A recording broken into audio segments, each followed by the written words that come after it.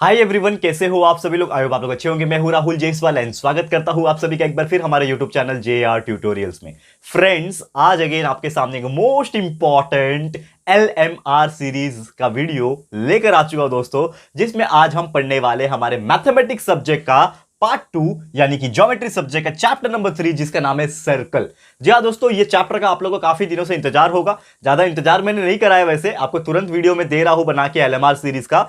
तो ये जो चैप्टर है सर्कल, काफी ज्यादा बड़ा चैप्टर, वास्ट चैप्टर, थोड़ा कंफ्यूजिंग चैप्टर है, लेकिन जो बच्चा ये वीडियो कंप्लीट देख लेगा ना, उसको सर्कल में क्या किसी चैप्टर में प्रॉब्लम नहीं आएगा, क्योंकि हमारा LMR सीरीज जो है बहुत ज्यादा पसंद आ रहा है लोगों को। एंड वो कह भी रहे हैं कि यस, LMR में है दम। एंड LMR अगर कर लिया, सिर्फ और सिर्फ LMR भी करके चले गए, तो भी बच्चा 80 to 90% मार्क्स मैथमेटिक्स सब्जेक्ट में ला सकता है। ठीक है दोस्तों, तो LMR सीरीज मैथमेटिक्स के लिए तो हम ला ही रहे हैं, लेकिन आपको एक खुशखबरी और बता दूं कि LMR सीरीज हमने साइंस सब्जेक्ट का, ठीक है ना, साइंस सब्जेक्ट का भी हमने शुरुआत कर दिया है। और ऑलरेडी जो हमारा चैप्टर्स रिमेनिंग था, रिवाइज करवाने के लिए वन शॉट तरीके से जो हम रिवीजन्स ला रहे थे आपको, उसी में हम लोग ने इंट्रोड्यूस कर दिया है साइंस का LMR सीरीज। तो आपके जो बचे हुए रिमेनिंग चैप्टर्स है, जिसका वन शॉट वीडियो आना था, तो वो वन शॉट वीडियो अब किस तरीके से आएगा, अब LMR की तरीके से आएगा, लेकिन वो भी वन शॉट ही वीडियो होगा। एक ही बार में आपको कंप्लीट कराया जाएगा, रिवाइज कराया जाएगा, लेकिन थोड़ा सा हम उसमें ये भी बताएंगे कि आप लोग को किस प्रकार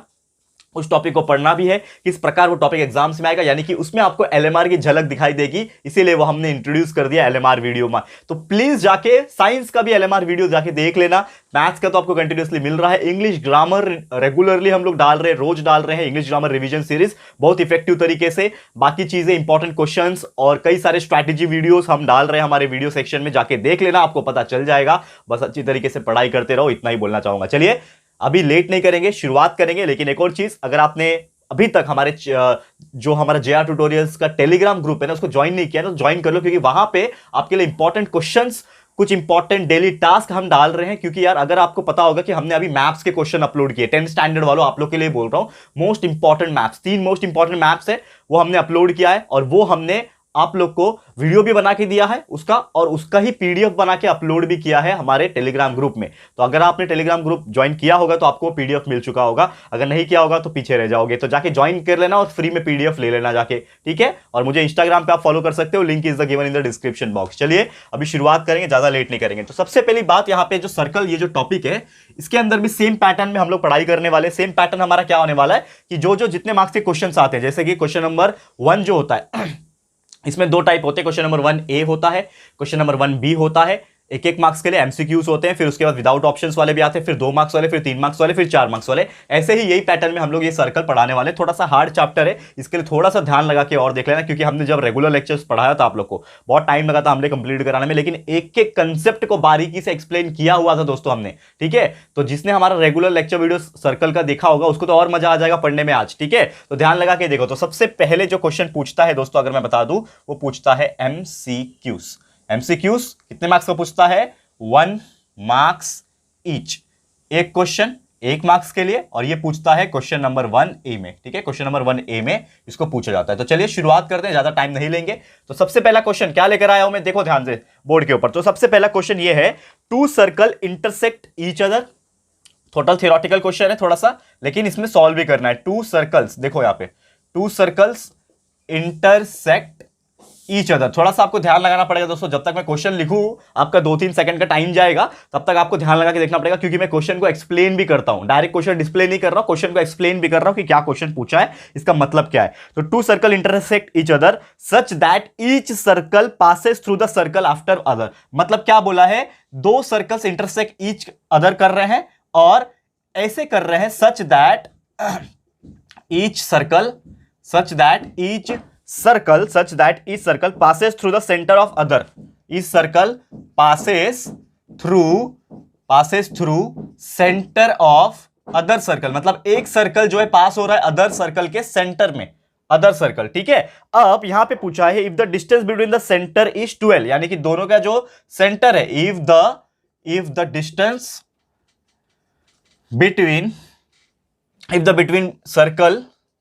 distance between the centre is 12, यानी कि दोनों के बीच का जो डिस्टेंस है सेंटर का, वो कितना है? 12 है। तो हमें पूछा है what is the radius of each circle. यहां पे पूछा है what is radius of each circle. यहां पे आपके सामने 4 ऑप्शन दिए हुए हैं, तो सबसे पहले वो चारों ऑप्शन में यहां पे लिख देता हूं। 4 ऑप्शन आपके सामने ये है 18 सेंटीमीटर, 6 सेंटीमीटर, 3 सेंटीमीटर और ऑप्शन नंबर डी जो है वो है 12 सेंटीमीटर। तो आपका क्या आंसर आएगा? तो सबसे पहले सॉल्व कैसे करना है, यहां पे क्लियरली बोल दिया है कि 2 सर्कल आपस में इंटरसेक्ट कर रहे हैं, और इंटरसेक्शन का 2 फंडा था। हमको याद होगा, अगर हमने आपने हमारा रेगुलर लेक्चर वीडियोस देखा होगा तो हमने 2 कंसेप्ट पढ़ाया हुआ है। सर्कल्स कभी भी 2 तरीके से इंटरसेक्ट करते हैं, या तो वो बाहर से एक दूसरे को टच करते हैं या तो अंदर से एक दूसरे को टच करते हैं। तो यहां पे ऐसा कुछ स्पेसिफिकली वर्ड बोला नहीं है, मेंशन नहीं किया कि इंटरनली हो रहा है कि एक्सटर्नली हो रहा है, ऐसा कुछ बोला नहीं है। सिर्फ इतना बोल दिया कि 2 सर्कल इंटरसेक्ट हो रहे एक दूसरे से, ठीक है। और ऐसे हो रहे कि एक सर्कल जो है अगर इंटरसेक्ट हो भी रहे हैं तो इसमें से एक सर्कल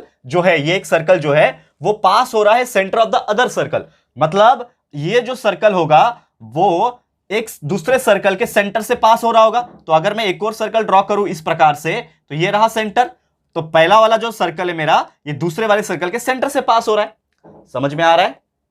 दूसरे वाले सर्कल से सेंटर से पास हो रहा है। तो अगर मैं इसको बनाने की कोशिश करूं यहां पे, ठीक है, तो यहां पे क्या हो जाएगा, दोनों का जो सेंटर होगा वो किस प्रकार होगा, सॉरी ये भी थोड़ा सा और अंदर से लेता हूं, क्योंकि ये भी जो होगा वो सेंटर से पास होगा। तो इसका सेंटर ये रहा, इसका सेंटर ये रहा, ये दोनों के बीच का डिस्टेंस कितना रहेगा, कितना बोला है, centre of the distance between 2 centre is 12, यानी कि हमको बोल के रखा है कि ये दोनों का जो सेंटर का डिस्टेंस है 12 है, ठीक है। अब मुझे पूछा है what is the radius of इस सर्कल, मुझे बताओ रेडियस क्या हो गया। तो यहां से लेके सेंटर से लेके यहां तक जो होता है वो रेडियस होता है, तो यहां से यहां तो 12 ही दिया हुआ है। फिर अगर दूसरे वाले सर्कल को भी देखोगे तो सेंटर से लेके यहां तक का जो डिस्टेंस होता है वही हमारा रेडियस होता है, तो ये भी 12 ही हो रहा है। इसका मतलब दोनों के दोनों सर्कल का जो रेडियस होगा वो कितना होगा, 12 सेंटीमीटर होगा। ये हमको समझ में आ गया। क्यों? क्योंकि जब क्लियरली बोल रखा है कि एक सर्कल मेरा दूसरे सर्कल के सेंटर से पास हो रहा है, तो वो सेंटर से लेके उसके सेंटर तक का जो डिस्टेंस होगा वही होगा उसका रेडियस, यानी कि 12 सेंटीमीटर। समझ में आ गया? मिल गया 1 मार्क्स आपको, है कि नहीं। सर्कल देखो फंडामेंटली हमको लगता है हार्ड है, दिखने में हार्ड लगता है, लेकिन एक्चुअल में ईजी होता है सर्कल। इसका कंसेप्ट अगर आपको पता है, क्योंकि ये अगर डायग्राम आप इमेजिन करके ड्रॉ कर पाओगे क्वेश्चन को समझ के, तो आपको लगेगा कि यार क्या है ये, कितना सिंपल चैप्टर है ये चीज, ठीक है। समझ में आ गया? तो ये था हमारा फर्स्ट एग्जाम्पल 1 मार्क्स एमसीक्यूज के लिए। उम्मीद करता हूं कि आपको ये चीज समझ में आ गया होगा। आगे बढ़ते रहते हैं फटाफट से, और आपको पूरा का पूरा अलग अलग टाइप्स का हम लोग करवाते हैं। ये हो गया पहला क्वेश्चन, और आप लोग स्क्रीनशॉट लेते जाना, ठीक है।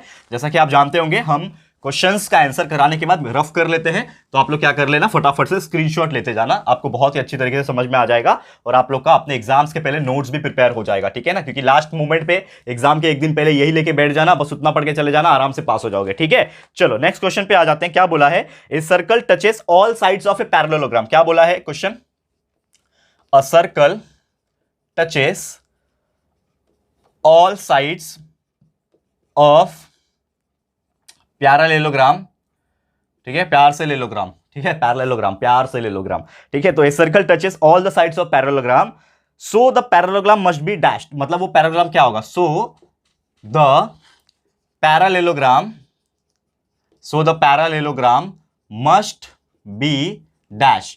मतलब क्वेश्चन ये पूछा है कि एक सर्कल है जो पैरेललोग्राम के हर साइड्स में टच करता है। आप मोस्टली जो पैरेललोग्राम क्या होता है, मोस्टली पैरेललोग्राम जो होता है वो रेक्टेंगल हो सकता है, ठीक है, या तो रोम्बस हो सकता है, ठीक है, या तो स्क्वायर हो सकता है, ठीक है, या फिर ट्रेपेजियम हो सकता है। ऐसे कई सारे टॉपिक्स होते हैं ना पैरेललोग्राम। पैरेललोग्राम मतलब क्या होता है, हैविंग द 4 साइड्स, यही होता है ना पैरेललोग्राम। मतलब opposite sides must be parallel, ऐसा बोला जाता है। पैरेललोग्राम मतलब अपोजिट साइड्स पैरेलल होने चाहिए, ठीक है। अब ये रेक्टेंगल में अगर आप देखोगे, ये रेक्टेंगल अगर है, समझ लो, तो रेक्टेंगल में अगर आप एक सर्कल ड्रॉ करने की कोशिश करोगे तो सिर्फ 2 ही साइड टच होते हैं, और ये वाला साइड टच नहीं हो सकता।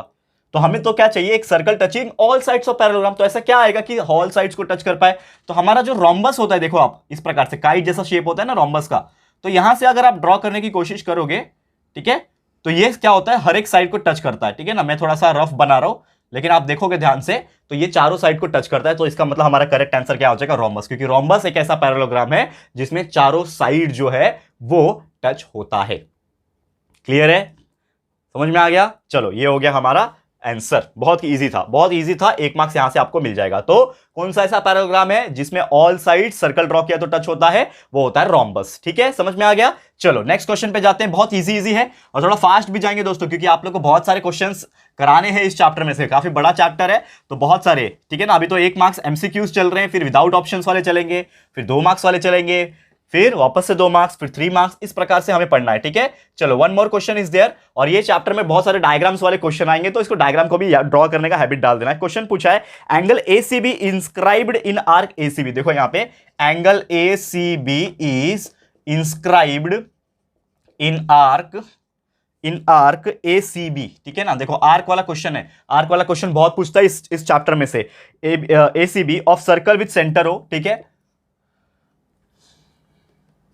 Of circle with centre O, of circle with centre O, if angle ACB is 65, if angle ACB is 65, ठीक है, if ACB 65, find measurement of arc ACB, find measurement of arc ACB, हमें ये पूछा है। अब इसको कैसे सॉल्व करेंगे, तो सबसे पहले हम एक डायग्राम को ड्रॉ करेंगे। अगर दिया रहेगा तो अच्छी बात है, नहीं दिया रहेगा तो आपको ड्रॉ करना है। कुछ सिंपल, बहुत ज्यादा सिंपल है। क्या बोला है कि एंगल एसीबी इंस्क्राइब एंगल है सर्कल का, तो एक सर्कल सबसे पहले हम लोग को लगेगा, तो समझ लो मैंने एक सर्कल ड्रॉ कर दिया। अब एसीबी क्या है, एक इंस्क्राइब एंगल है। इंस्क्राइब एंगल का कंसेप्ट आपको याद होगा, तो इंस्क्राइब एंगल मतलब क्या होता है, एक एंगल होता है, ठीक है ना। इस प्रकार से ऐसा सर्कल के अंदर ही एक एंगल बना होता है, इसका नाम क्या रखा है उन्होंने, एंगल एसीबी, ठीक है ना। क्या नाम रख दिया है, एसीबी नाम रख दिया है, ठीक है। अब ये एसीबी में उन्होंने बोल रखा है कि इसका एंगल कितना है, 65 डिग्री, मतलब ये जो एंगल है ये 65 डिग्री बोल रखा है। हमें पूछा है find the measurement of arc ACB, यानी ए सी और बी, ये पूरा जो आर्क आपको दिख रहा है, ये पूरा जो आर्क यहां से बनता हुआ नजर आ रहा है, ये पूरा आर्क का मेजरमेंट निकालना है। बहुत सिंपल फंडा है इसका। अगर आपको याद होगा इंस्क्राइब्ड एंगल थ्योरम मैंने पढ़ाया हुआ है, एक इंस्क्राइब एंगल थ्योरम है, वही फॉर्मूला लगेगा, डाल दो आपका आंसर आ जाएगा। तो कैसे लगेगा, तो यहां पे हम एक चीज जानते हैं कि कभी भी एक सर्कल के अंदर एक इंस्क्राइब एंगल बनता है तो उसका जो मेजरमेंट होता है, measurement of angle ACB, measurement of angle ACB, यानी वो जो एंगल होता है वो होता है हाफ ऑफ द आर्क। किसका arc, half of the measurement of arc opposite, जो उसके अपोजिट में है। तो यहां पे एसीबी ये जो एंगल दिख रहा है, एसीबी ये जो एंगल दिख रहा है, इसके अपोजिट में कौन सा आर्क है, ये वाला आर्क है। ये जो एंगल है इसके अपोजिट में, मतलब सामने यही आर्क है ना, इसी आर्क से ये एंगल निकला हुआ है। तो यानी कि ये जो मेरा एंगल बन रहा है ना, ये एंगल का मेजरमेंट होता है, that is measurement of angle ACB is equal to half of this arc, यानी कि half of measurement of arc AB, ठीक है। निकाल लेते हैं, एसीबी दिया हुआ है हमें 65 डिग्री, तो 65 that will be equal to 1/2 multiply by measurement of arc AB. ACB नहीं है, ये एबी है, ये वाला पार्ट है, ठीक है। हमें आर्क एबी चाहिए, तो आर्क एबी का हो जाएगा 2 मल्टीप्लाई बाय 65, यानी कि 130। ये मिल गया हमें आर्क एबी। लेकिन ये आंसर नहीं है हमारा, हमें पूछा है आर्क एसीबी, एसीबी पूछा है, करेक्ट है, यानी कि ये ऊपर वाला आर्क जो है वो पूछा है। हमें जो मिला है वो आर्क एबी मिला है, नीचे वाला। तो मुझे बताओ, मैं पूरा जो सर्कल होता है वो 360 डिग्री का होता है, और ये जो आर्क है ये 130 डिग्री का दिया हुआ है, तो पूरा सर्कल 360 है। तो अगर आप पूरे सर्कल 360 में से ये 130 को माइनस कर दोगे तो आपको क्या मिलेगा, आर्क एसीबी मिल जाएगा, ठीक है ना। यानी कि 360 माइनस, ऐसा करो 360 माइनस आर्क एबी, ठीक है ना। आर्क एबी को माइनस करोगे तो एसीबी मिल जाएगा। तो 360 minus 130 that will be equal to measurement of arc ACB. तो एसीबी कितना हो जाएगा, देयरफॉर एसीबी जो आर्क है उसका वैल्यू कितना आ जाएगा, 360 में से 130 माइनस कर दिया, कितना बचेगा, 230 बचेगा, जो ये हमारा आंसर आ गया 230 डिग्री। यानी कि जो आर्क हमें पूछा है एसीबी, ये ऊपर वाला जो पार्ट है एसीबी, इसका वैल्यू कितना है, 230 डिग्री। समझ में आ गया, कितना आसानी से निकाल लिया। 1 मार्क्स यहां पे फुकट आपको मिल गया। फुकट तो नहीं मिला, यानी मेहनत तो आप कर ही रहे हो, मैं भी कर ही रहा हूं, लेकिन यहां पे आपको 1 मार्क्स मिल जाएगा इतनी आसानी से। इसका मतलब क्या है कि ये एग्जांपल्स जो होते हैं काफी सिंपल होते हैं और ये आप कर पाओगे। बस लोग जो है डर फैला के रखते हैं, यार सर्कल बहुत हार्ड चैप्टर है, सर्कल को छोड़ना पड़ेगा ऑप्शन में, लेकिन लोग पता नहीं क्यों डरते हैं। और मैंने जो पढ़ाया हुआ है रेगुलर लेक्चर्स में भी, और बच्चा एलएमआर भी देख लेगा तो आपको समझ में आ जाएगा कि कितना ईजी चैप्टर है, और डरने की तो कोई बात ही नहीं है, ठीक है। ये हो गया हमारा चैप्टर नंबर 3 कंप्लीट, ठीक है। सॉरी, चैप्टर नंबर 3, माफ करना, क्वेश्चन नंबर 3, इस एग्जांपल नंबर 3 कंप्लीट हो गया, ठीक है। स्क्रीनशॉट ले लिया, अब मैं इसको रफ कर लेता हूं, ठीक है। चलो,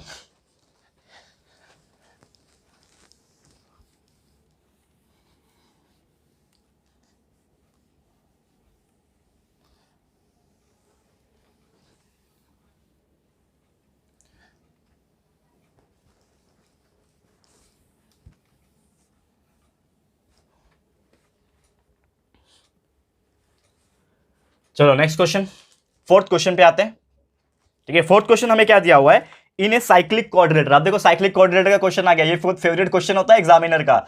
इन अ साइक्लिक क्वाड्रिलेटर एबीसीडी, ठीक है, यहां पे बोला है twice the measure of A. Question देखो, twice the measure of A, twice the measure of A, ठीक है, angle A, twice the measure of angle A, ठीक है, is the thrice measure of angle C, is thrice measure of angle C, ठीक है। क्या बोला है, in quadrilateral ABCD twice the measure of angle A is thrice the measure of angle C, ठीक है ना। यहां पे बोला है फाइंड एंगल सी, क्या बोला है, फाइंड एंगल सी, ठीक है। अब देखो यहां पे ध्यान से, तो क्वाड्रिलेटर एबीसीडी है, कौन सा है, साइक्लिक क्वाड्रिलेटर है। तो साइक्लिक क्वाड्रिलेटर का आपको एक फंडा याद होगा, हमें पता है, अगर मैं एक डायग्राम में ड्रॉ करने की कोशिश करूं साइक्लिक क्वाड्रिलेटर में, तो इस प्रकार से डायग्राम होता है साइक्लिक क्वाड्रिलेटर का। मतलब एक क्वाड्रिलेटर जो है अंदर बनता है इस प्रकार से, समझ लो, ये मैंने बना दिया, ठीक है ना। अब ये बन गया आपका साइक्लिक क्वाड्रिलेटर। इसका नाम जो भी आप देना चाहते हो वो दे सकते हो। लेट सपोज मैंने नाम दे दिया इसका ए बी सी डी। इसमें क्या बोला है, क्वाड्रिलेटर में twice the measurement of angle ए। तो एक्चुअल में हमें जो फंडामेंटल चीजें दी वो क्या बोला है, ट्वाइस, ट्वाइस मतलब दो होता है, twice the measurement of angle A, यानी 2 times angle A is equal to thrice the measure of angle C, यानी is equal to thrice angle C, ठीक है, थ्राइस एंगल सी। इतना समझ में आ गया। तो इसका मतलब क्या है, 2 times angle A is equal to 3 times angle C. अब मुझे इसको एंगल ए का वैल्यू अगर मुझे निकालना है तो मैं कैसे निकाल सकता हूं, angle A will be equal to 3 और ये 2 नीचे आ जाएगा तो 3/2 हो जाएगा एंगल सी का, 3/2 ऑफ एंगल सी। समझ में आ गया क्या बोल रहा हूं मैं, कि angle A will be equal to 3/2 of angle C. इसको मैं मान लेता हूं इक्वेशन नंबर 1। हमें पूछा है एंगल सी निकाल के दिखाओ। हमें एक फंडा आपको याद होगा, पता है कि साइक्लिक क्वाड्रिलेटरल में opposite angle are supplementary. Opposite angles जो होते हैं क्वाड्रिलेटरल में, साइक्लिक क्वाड्रिलेटरल में, वो सप्लीमेंट्री होते हैं। तो हमें पता है, ठीक है, क्या पता है इसका रीजन, अगर हम लोग लिखेंगे यहां पे कि angle A plus angle C that will be equal to 180 degree. क्यों है, क्योंकि opposite angles are supplementary cyclic quadrilateral में। सप्लीमेंट्री मतलब 180 डिग्री, ठीक है ना। In cyclic quadrilateral opposite angles are supplementary आप लिख सकते हो। तो एंगल ए का वैल्यू मुझे पता है 3/2 एंगल सी है, तो इसके जगह पे मैं लिख दूंगा 3/2 एंगल सी प्लस ये एंगल सी तो वैसे का वैसे ही है, इज इक्वल टू 180 डिग्री। ये 3/2 angle C plus angle C कितना हो जाएगा, 5/2, ठीक है ना, 5/2 नहीं, 3 2 1 2 3, हाँ 5/2 हो जाएगा, 5/2 एंगल सी तो is equal to 180 degree. 5/2 angle C is equal to 180 degree हो जाएगा। तो एंगल सी कितना आएगा, angle C will be equal to 180 multiply by 2 divide by 5। तो कितना आंसर आ जाएगा, करके देखो, ठीक है, कितना आंसर आ जाएगा, मल्टीप्लाई कर लो, ठीक है। 5 1 5, 5 3 15 और 5 6 30, 36 multiply by 2 that will be equal to 72 degree आ जाएगा। ये आ गया आपका फाइनल आंसर। यानी कि जो आपको एंगल सी पूछा था, एंगल सी का वैल्यू आ गया 72 डिग्री। समझ में आ गया, थोड़ा सा सॉल्व करना पड़ा लेकिन आंसर आ जाता है, ठीक है। तो ये कभी कभी 2 मार्क्स के लिए भी पूछे जाते हैं, कभी कभी इसको सॉल्व करने में ज्यादा टाइम लग जाता है ना, तो 2 मार्क्स की कैटेगरी में भी इसको घुसा देते हैं। क्योंकि एमसीक्यूज क्या होता है, वो लोग भी यही सोचते हैं कि बच्चा जल्दी से जल्दी सॉल्व करके आंसर लिख पाए, क्योंकि आपका एक ही मार्क्स का क्वेश्चन है। लेकिन देखो ज्यादा बड़ा भी नहीं था, तो 1 मार्क्स के लिए भी आ सकता है। जो मैंने कैटेगरी लिखा हुआ है 1 मार्क्स ईच, इसमें तो आएगा ही आएगा, लेकिन अगर बाई चांस इसमें नहीं आए तो 2 मार्क्स में भी आ सकता है। तो इसके लिए आप प्रिपेयर्ड रहना, क्योंकि मैं जितना भी एग्जांपल्स करा रहा हूं उसको ये मत देखो कि वो कितने मार्क्स का है, उसको प्रैक्टिस करके लो। वो तो मैं आपको सब बताने के लिए बता रहा हूं कि हाँ ये इस प्रकार का क्वेश्चन है, 1 मार्क्स वाले कैटेगरी का क्वेश्चन है। लेकिन ये आप लोग को डिपेंड करता है, आप लोग को इसको प्रैक्टिस करके लेना पड़ेगा बहुत अच्छी तरीके से, ठीक है। अब इसको मैं रफ करता हूं और जाता हूं हमारे अगले टाइप के ऊपर, ठीक है। चलो नेक्स्ट टाइप।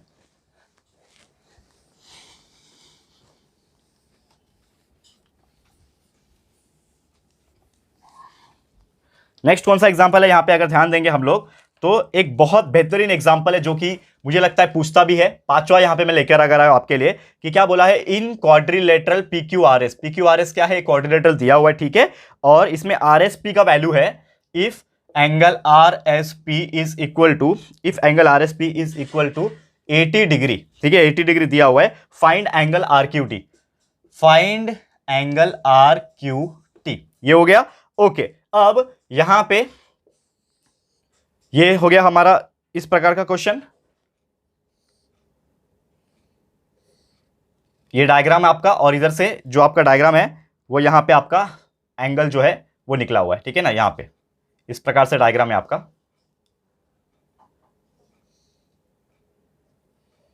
इस प्रकार से आपका ये डायग्राम है, ठीक है। और यहां से आपका एंगल जो है वो बाहर निकला हुआ है, ठीक है। तो यहां पे मेजरमेंट कैसा दिया हुआ है, यहां पे बताओ, that is this is P, this is Q, this is R and यहां पे S है, ठीक है, ये वाला S पॉइंट है और यहां पे जो एंगल है जिसका नाम है RST, तो हम RQT आपको निकालना है, तो दिस इज Q ना, दिस इज Q पार्ट, ठीक है, तो आपको क्या निकालना है, RQT का वैल्यू निकालना है, ठीक है, ठीक है, सॉरी RST का वैल्यू निकालना है, सॉरी RST, ये वाला एंगल है RST, ये वाला वैल्यू निकालना है, ठीक है, RSP, RSP, ठीक है, हाँ, तो RSP ये वाला वैल्यू दिया हुआ है, देखो ये वाला 180, ये वाला 80 डिग्री दिया हुआ है आपको, और ये RST ये वाला एंगल निकालना है। तो हमें एक चीज पता है दोस्तों, हम एक चीज जानते हैं कि अगर डायग्राम आप देखोगे तो इसमें जो मेजरमेंट ऑफ एंगल RSP जो है, इसको अगर मैं प्लस करूंगा ये वाले एंगल से, दैट इज RST से प्लस करूंगा, तो ये होता है 180 डिग्री। क्यों? लीनियर पेयर, आपको पता है ना, एक फंडा होता है हमारा लीनियर पेयर का, कि कभी भी एक दूसरे के बाजू में जो एंगल होते हैं ये लीनियर पेयर बनाते हैं 180 डिग्री। तो RSP मुझे पता है 80 है, प्लस एंगल RST का वैल्यू मुझे चाहिए is equal to 180 degree, therefore angle RST का मतलब क्या हो जाएगा, 180 माइनस 80, तो 180 में से 80 माइनस कर लो तो आपका एंगल RST आपको मिल जाएगा, जो कि आ जाएगा 100। इतना सिंपल है, 1 मार्क्स के लिए आपको यहां से मार्क्स मिल जाएंगे, ठीक है। चलो इसको हम लोग फटाफट से देख लो और इसको अभी हम लोग मिटाएंगे और जाएंगे हमारे नेक्स्ट टाइप के एग्जाम्पल की तरफ, जो कि होगा हमारा कौन सा, question number 2B, sorry question number 1B, ठीक है। ये हो गया हमारा क्वेश्चन नंबर 1A कंप्लीट, जिसमें टोटल हमने 5 MCQs करा दिए। और ये क्वेश्चंस जरूरी नहीं है कि MCQs में पूछेगा, ये सॉल्व में भी पूछ सकता है, ये 2 मार्क्स वाले में भी पूछ सकता है, क्योंकि ये सब टाइप के एग्जांपल कभी कभी मिक्स होके आते हैं। जरूरी नहीं है ना कि क्वेश्चन बैंक में दे दिया है कि 1A में आएगा तो जरूरी है 1A में ही आएगा, तो आपको चिंता नहीं करना है, आपको बस ये एग्जांपल्स को प्रैक्टिस करके लेना है। एग्जांपल्स यही आएंगे, यही सब एग्जांपल्स जो मैं करा रहा हूं यही सब आएंगे, घुमा फिरा के आएंगे, बस आएंगे जरूर, लेकिन अच्छे से प्रैक्टिस करके लोगे तो कोई चिंता और कोई डर नहीं रहेगा आपको, ठीक है। तो अगला जो क्वेश्चन है अगेन 1 मार्क्स ईच वाला क्वेश्चन है, 1 मार्क्स ईच, जिसमें आपका क्वेश्चन नंबर 1B में ये क्वेश्चंस पूछे जा सकते हैं। तो चलो इसको सॉल्व करेंगे फटाफट से। तो अगला क्वेश्चन क्या आ रहा है, जो कि ये दोस्तों कि यहां पे दे रखा है कि segment DP and segment DQ are tangent, मतलब एक डायग्राम आपको दिया हुआ है। सबसे पहले डायग्राम मैं बना देता हूं, let's suppose this is the diagram, ठीक है, जिसमें क्या बोला है, इस प्रकार से 2 टेंजेंट है, ठीक है। क्या नाम है वो टेंजेंट का, टेंजेंट है ये D पॉइंट है, यहां पे इधर पे P पॉइंट है, दिस इज Q पॉइंट, और यहां पे एक सेंटर पॉइंट होगा। तो सेगमेंट जो DP है, DP जो है और DQ जो है वो क्या है, टेंजेंट है। क्या बोला है, DP and DQ are tangent. इस डायग्राम में ये दोनों क्या है, टेंजेंट है। और हमें क्वेश्चन क्या पूछा है, ठीक है, if DP is equal to 7 centimetre, ठीक है, हमें क्या बोला है, इफ DP जो है वो 7 सेंटीमीटर है, if DP is equal to 7 centimetre, so find the length of segment DQ, ठीक है। So find the length of segment DQ। क्या करना है हमें, DQ का लेंथ का, सेगमेंट का लेंथ निकालना है, ठीक है। निकाल सकते हैं, कैसे निकालेंगे, देखो अगर ये DP और DQ दोनों ही टेंजेंट है एक सर्कल में, तो मुझे बताओ ये दोनों क्या होंगे, एक दूसरे को कॉन्ग्रुएंट होंगे ऑब्वियसली। यानी कि DP जो होगा, अगर एक ही सर्कल के ऊपर 2 टेंजेंट बने हुए हैं एक ही लाइन में, तो वो दोनों एक दूसरे को कॉन्ग्रुएंट होते हैं, यानी कि DP will be congruent to DQ, ये दोनों एक दूसरे को कॉन्ग्रुएंट हो जाएंगे, ठीक है। अब जब DP DQ को कॉन्ग्रुएंट है, तो DP का वैल्यू हमें 7 सेंटीमीटर दिया है, तो DP 7 है, तो देयरफॉर DQ भी कितना हो जाएगा, 7, तो इसका वैल्यू आ जाएगा DQ will be equal to 7 centimetre. कितना सिंपल था, जब क्वेश्चन में ही उन्होंने बोल रखा था कि DP and DQ are the tangent on the same circle with centre A, with centre A, ये क्या है, सेंटर A में है, तो ऑब्वियसली ये दोनों टेंजेंट एक दूसरे को कॉन्ग्रुएंट होंगे। हमने पढ़ा हुआ है ना tangent second theorem, tangent theorem में भी पढ़ा हमने, तो दोनों टेंजेंट एक दूसरे को कॉन्ग्रुएंट हो जाते हैं। जब कॉन्ग्रुएंट है तो एक टेंजेंट का वैल्यू अगर 7 सेंटीमीटर, तो ये भी 7 सेंटीमीटर ही होगा, ठीक है। तो ये कितना आसान था, और 1 मार्क्स यहाँ पे आपको मिल जाएंगे, ठीक है। हो गया ये वाला, चलो रफ कर लेते हैं। अब जाते हैं नेक्स्ट एग्जाम्पल की तरफ फटाफट से, ठीक है। देखो ये बहुत ईजी टाइप के एग्जाम्पल्स होते हैं, अगर आपको मैं बताऊं, ये इतने इजी टाइप्स के एग्जांपल होते हैं कि आपको सॉल्व करने में बहुत मेहनत कम लगेगी और बहुत ज्यादा यहां पे आपको वेटेज यानी मार्क्स भी जो है मिल जाएगा, ठीक है। चलो अगला टाइप में जाते हैं। सेकंड टाइप क्या है, दूसरा, 2 सर्कल दिए हुए हैं, 2 circles having radius, 2 circles having radius 3.5 and 4.8 centimetre, 3.5 and 4.8 centimeter touch each other internally, touch each other internally, ठीक है, दोनों एक दूसरे को इंटरनली टच कर रहे हैं। Find the distance between the centre, क्या बोला है, find the distance between the centre. ठीक है, निकाल सकते हैं क्या? ऐसे ही एग्जांपल इसके पहले वाले सब में देखा था, क्वेश्चन नंबर 1A में एक एग्जांपल, पहले ही एग्जांपल देखा था, यानी यहाँ दो सर्कल है आपके पास। अब दो सर्कल क्या कर रहे हैं? इंटरनली टच कर रहे हैं, ये बोल के रखा है, उसमें बोला नहीं था, इसमें बोल रखा है। देखो तो दो सर्कल ड्रॉ कर लो। सबसे पहले ये एक सर्कल हो गया, अब दूसरा सर्कल इंटरनली टच करेगा, मतलब पहली बात तो ये इसका एक सेंटर पॉइंट होगा, ये बड़े वाले सर्कल का एक सेंटर पॉइंट होगा। अब यही सर्कल के अंदर से एक और सर्कल मेरा टच कर रहा है, ठीक है, तो ऐसा होगा टच, ठीक है, इस प्रकार से टच हो रहा रहेगा। ये हो गया, तो ये इसका सेंटर पॉइंट, ये छोटे वाले सर्कल का सेंटर पॉइंट ये होगा, और यहां पे वो टच कर रहा है, ठीक है। और बोल रखा है कि दोनों सर्कल का जो रेडियस है, एक का 3.5 है, एक का 4.8 है, ठीक है। तो बड़े वाले का ज्यादा बड़ा होगा तो 4.8 बड़ा वाला होगा, तो बड़ा वाला का रेडियस मतलब ये पूरा जो होगा यहां से लेके यहां तक का जो डिस्टेंस होगा ये 4.8 होगा। मतलब बड़े वाले का कितना हो गया? बिग सर्कल का जो रेडियस होगा वो कितना होगा? 4.8 होगा। स्मॉल सर्कल जो इसके अंदर है, इसका जो रेडियस होगा दोस्तों वो कितना होगा? 3.5 होगा, ठीक है। अब यहां पे पूछा है कि find the distance between the centre, यानी कि आपको ये दोनों के सेंटर के बीच का डिस्टेंस निकालना है। तो बड़े वाले सर्कल का सेंटर ये रहा, छोटे वाले सर्कल का सेंटर ये रहा, दोनों के बीच का डिस्टेंस कैसे आएगा? अब मुझे बात बताओ, ये वाला कितना था? ये वाला है 3.5, तो दोनों के बीच का डिफरेंस निकालने के लिए मुझे ये 4.8 को 3.5 से माइनस करना पड़ेगा, तभी ये डिस्टेंस आएगा। यानी कि अगर मुझे डिस्टेंस चाहिए दोनों के बीच का, डिस्टेंस बिटवीन सेंटर, ये अगर मुझे चाहिए तो मुझे माइनस करना पड़ेगा 4.8 माइनस 3.5, जिसका वैल्यू आ जाएगा 1.3 सेंटीमीटर। खत्म, ठीक है, 1.3 सेंटीमीटर इज द आंसर। कितना इजी है, बस यही फर्क आता है। कभी कभी ये एग्जांपल में जो क्वेश्चंस दिए, मतलब आपको दिया है इंटरनली, तो कभी कभी पूछता है एक्सटर्नली टच हो रहे हैं, तो एक्सटर्नली टच होगा तो मतलब दोनों रेडियस को प्लस कर देना, यही फंडा है और कुछ नहीं है, ठीक है। चलो एक सेकंड रुक जाओ, मेरे को पानी पीने दो।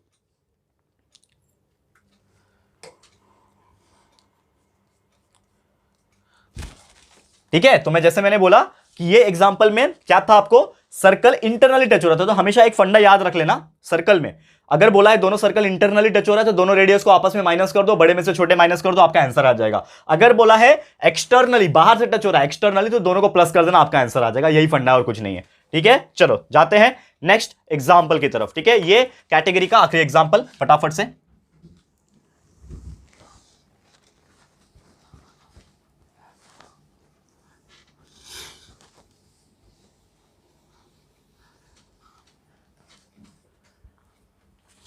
चलो नेक्स्ट एग्जांपल में जाते हैं, third one. What is the measure of semi circular arc? कितना सिंपल है, what is the measure of semi circular arc? What is the measure of semi circular arc? कितना आएगा? एक सेमी सर्कुलर आर्क होता है, अगर ऐसा सेमी सर्कल हो गया ना, तो इसका कितना होता है? टोटल सर्कल 360 डिग्री होता है, तो 360 divide by 2 that will be equal to 180 degree. मतलब कितना आ गया? Measure of the semi circular arc will be 180 degree, मतलब आधा हो गया ना। सर्कल पूरा होता है 360 डिग्री का, जब सेमी सर्कुलर आर्क चाहिए मतलब सेमी सर्कल आधा होगा, तो आधा मतलब 360 divide by 2 that will be equal to 180 degree. इतना सिंपल एग्जांपल आ जाएगा अगर आपको, तो इतना आपका बल्ले बल्ले हो जाएगा, है कि नहीं दोस्तों। चलो आगे बढ़ते हैं, नेक्स्ट एग्जाम्पल पे जाते हैं, आगे बढ़ते हैं नेक्स्ट एग्जाम्पल, ठीक है।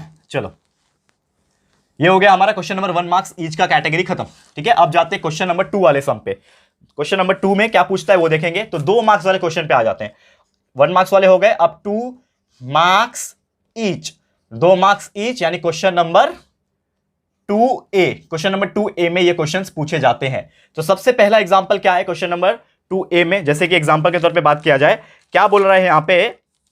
बहुत बड़ा क्वेश्चन है, देखो 2 मार्क्स के लिए। यहाँ पे एक फिगर आपको दिया हुआ है, ठीक है। सबसे पहले वो फिगर को मैं ड्रॉ कर लेता हूं। एक फिगर यहां पे दिया हुआ है, ये फिगर में एक सेंटर पॉइंट सी है, क्या है? एक सेंटर पॉइंट सी, ठीक है। अब यहां पे इस प्रकार से चीजें दी हुई है, यहां पे मैं ड्रॉ कर लेता हूं सबसे पहले, ठीक है। और इसका नाम मैं रख देता हूं DEF, दिस इज DEF, ठीक है। DEF दिया हुआ है, ठीक है। अब यहां पे ये डायग्राम दिया हुआ है, इसमें बोला है इन फिगर, देखो क्वेश्चन पहले समझो, बड़ा क्वेश्चन है, इसका सॉल्यूशन भी बड़ा आएगा। इन फिगर क्या बोला है? GDEF आर कॉन्साइक्लिक पॉइंट्स, ठीक है, वो तो आपको दिख रहा होगा, of the circle with centre C। तो इसमें बोला है एंगल ECF, इसमें बोला है जो एंगल ECF है, यानी ये वाला एंगल जो दिख रहा है, ये कितना है? 70 डिग्री बोल रखा है, यानी कि ये एंगल आपको कितना दिया हुआ है? 70 डिग्री आपको दे रखा है। ECF 70 डिग्री दे रखा है, आर्क DGF 200 डिग्री दे रखा है। आर्क जो है DGF, कौन सा है DGF? देखो ये D हो गया, G किधर है? ये वाला पॉइंट जी है इधर पे, मतलब ये ऊपर का जो पार्ट है आर्क का, डी से लेके जी, जी से लेके एफ, तो डी जी एफ दे रखा है उन्होंने 200 डिग्री का, ठीक है 200 डिग्री दे रखा है, और साथ ही में बोला है आर्क डी ई एफ को फाइंड करके दिखाओ, तो फाइंड करो बोला है आर्क डी ई एफ। निकाल सकते हैं क्या दोस्तों? बिल्कुल निकाल सकते हैं, बिल्कुल, ठीक है ना, हमसे सब निकाल सकते हैं बाबा, सब निकाल सकते हैं, है कि नहीं दोस्तों? देखो लॉजिक क्या है यहां पे, जो चीज हमें पता है वो चीज पहले पकड़ लो। क्या होता है हमें? एंगल ईसीएफ जो है वो हमें पता है 70 डिग्री का दिया हुआ है, ठीक है, एंगल ईसीएफ मुझे पता है 70 डिग्री का। ओके, अब ध्यान से देखो, ये ईसीएफ जो है एंगल दिया हुआ है, एंगल ईसीएफ अगर 70 डिग्री दिया हुआ है तो यहां पे जो उसका आर्क होगा, ठीक है, ईएफ जो आपको सामने आपको आर्क दिख रहा है वो भी कितना होगा? 70 डिग्री हो जाएगा। यानी कि हम लोग बोल सकते हैं कि मेजरमेंट ऑफ जो आर्क दिया हुआ है, कौन सा आर्क दिया हुआ है? ईएफ, सॉरी ये जो ईएफ है, ये ईसीएफ एंगल है ना, ये पूरा एंगल ईसीएफ है, लेकिन हमें ये आर्क जो दिख रहा है ईएफ, जो उसके सामने का जो आर्क होता है वो उसके बराबर होता है, तो मेजरमेंट ऑफ आर्क जो ईएफ होगा, सिर्फ मैं इसकी बात कर रहा हूं, तो वो किसके बराबर होगा? उसके एंगल के बराबर होगा, तो मेजरमेंट ऑफ एंगल ईसीएफ के बराबर होगा, ठीक है। तो मेजरमेंट ऑफ आर्क, यहां पे मैं एक लाइन खींच देता हूं नहीं तो स्पेस कम पड़ेगा, measurement of arc EF will be equal to 70 degree, 70 है ना, तो यहां पे एक चीज मिल गया, मतलब आर्क जो ईएफ मिला ये 70 डिग्री मिल गया, इसको मैं बॉक्स बना लेता हूं क्योंकि ये हमें काम आएगा, ठीक है। अब ये एक चीज आपको समझ में आ गया होगा, ठीक है। अब यहां पे अगर आप देखोगे तो टोटल यहां पे टोटल 3 आर्क है, एक ये वाला ईएफ आर्क है और एक ये डीई आर्क है, ठीक है, और ये पूरा एक डीजीएफ आर्क है। तो हमें एक्चुअली वही निकालना है डीईएफ, हमें एक्चुअली क्या निकालना है? ये पूरा डीईएफ निकालना है। तो हम लोग अगर प्लस करने पे जाएंगे तो यहां पे हमें प्लस इस प्रकार करना पड़ेगा कि समझ लो ये आर्क डीई है, तो मेजरमेंट ऑफ आर्क डीई, इसको अगर मैं प्लस करूं ईएफ के साथ, आर्क ईएफ के साथ प्लस करूं, एंड इसको मैं प्लस करूं पूरे के साथ, जो कि जिसका नाम क्या है? डीजीएफ, ठीक है, जिसका नाम क्या है? डीजीएफ, यानी आर्क डीजीएफ के साथ प्लस करूं, तो ये कुल मिला के कितना हो जाएगा मुझे बताओ? अगर मैं ईएफ को, डीई को और ये पूरा डीजीएफ को प्लस करूंगा तो कितना हो जाएगा? टोटल एंगल कितना होता है? 360 डिग्री, 360 होता है, ठीक है। आर्क डीई मुझे पता नहीं है तो उसको मैं ऐसे ही रखूंगा, मेजरमेंट ऑफ आर्क डीई मुझे पता नहीं है, इसको मैंने ऐसे ही रखा, प्लस आर्क ईएफ अभी अभी मैंने निकाला 70 डिग्री, और डीजीएफ हमें दिया हुआ है 200 डिग्री, इसको प्लस कर लो, इज इक्वल टू 360 डिग्री हो जाएगा, ठीक है। अब यहां पे आप देखो 70 प्लस 200 कितना होता है? 270 होता है, तो यहां पे मेजरमेंट ऑफ आर्क जो डीई है दोस्तों वो हो जाएगा 360 माइनस 70, 70 प्लस 200 दैट इज 270। अब ये दोनों को माइनस कर लो, कितना बचेगा? 90 डिग्री बचेगा, यानी मेजरमेंट ऑफ आर्क जो डीई है इसका वैल्यू कितना आ रहा है? 90 डिग्री आ रहा है, ठीक है, 90 डिग्री आ रहा है। इतना समझ में आ गया? अब हमें ये चाहिए था क्या? नहीं, हमें चाहिए डीजीएफ का वैल्यू, हमें चाहिए डीजीएफ का वैल्यू, ठीक है, सॉरी डीईएफ, ये वाला एंगल, डीजीएफ दिया हुआ है, डीईएफ ये वाला एंगल चाहिए। तो मेरे पास अभी डीई आ गया, ये डीई आ गया, ईएफ तो पहले निकाला था, दोनों को प्लस कर लो। तो अगर मुझे चाहिए मेजरमेंट ऑफ आर्क डीईएफ, अगर मुझे चाहिए मेजरमेंट ऑफ आर्क डीईएफ, तो मुझे क्या करना पड़ेगा? डीई को ईएफ से प्लस करना पड़ेगा, यानी आर्क डीई को प्लस करूंगा आर्क किसके साथ? ईएफ के साथ। तो आर्क ईएफ से प्लस कर दो, कितना है? डीई का कितना आया? 90 आया, आर्क ईएफ का हमने निकाला हुआ है 70, तो 90 plus 70 that will be equal to 160, ठीक है, 160 डिग्री आ गया। देखो कितना आसानी से मिल गया आपको 2 मार्क्स। बड़ा एग्जांपल है, आई नो दैट, सर्कल में थोड़े बहुत बड़े एग्जांपल होते हैं क्योंकि सर्कल चैप्टर ही लेंथी चैप्टर है, लेकिन होते इजी हैं और लोगों को लगता है कि यार बहुत हार्ड है, इसको मैं निकाल कैसे पाऊंगा। कंसेप्ट अगर आपको पता है, you can find out easily, no need to fear because Rahul sir is here. तो एलएमआर सीरीज आपको इसी प्रकार के हेल्प के लिए बनाया हुआ है, ठीक है। तो आप अच्छी तरीके से इसको देख लो। अभी जाएंगे हम लोग इसके अगले टाइप के एग्जाम्पल की तरफ एंड देखते हैं अगला एग्जाम्पल क्या पूछा है, ठीक है, फटाफट से दोस्तों। चलो नेक्स्ट एग्जाम्पल में जाएंगे। समझ में आ रहा है कि नहीं दोस्तों? प्लीज अगर आपको जैसा भी लग रहा है दोस्तों, मुझे ऐसा लग रहा है कि आपको अच्छा ही लग रहा होगा और समझ में बहुत बेहतरीन तरीके से आ रहा होगा, तो प्लीज कमेंट जरूर से करते रहिएगा, क्योंकि अगर आप पॉजिटिव और अच्छा कमेंट करते हो तो हमें मोटिवेशन अंदर से आता है। और वीडियो पसंद आ रहा होगा तो लाइक करते रहना, क्योंकि लाइक से भी मोटिवेशन दबा के मिलता है। और अपने दोस्तों के साथ शेयर करो, प्रीमियर चल रहा है, दोस्तों में शेयर करो यार, बताओ कि राहुल सर प्रीमियर चला रहे हैं यार, इतना बेहतरीन तरीके से वीडियो आपको मिल रहा है कंटिन्यूअस, एज ए लाइव का फीलिंग आ रहा है, लाइव लेक्चर का फीलिंग भी आ रहा होगा आप लोग को। तो प्लीज जाके देखते रहना, और आने वाले टाइम में लाइव भी मिलेगा रियलिटी में, टेंशन मत लेना, ठीक है। अभी लेकिन देखते रहो, इतना अच्छी तरीके से हम पढ़ा रहे हैं, ठीक है। अब जा रहे हैं हम लोग अगले टॉपिक की तरफ, चलो।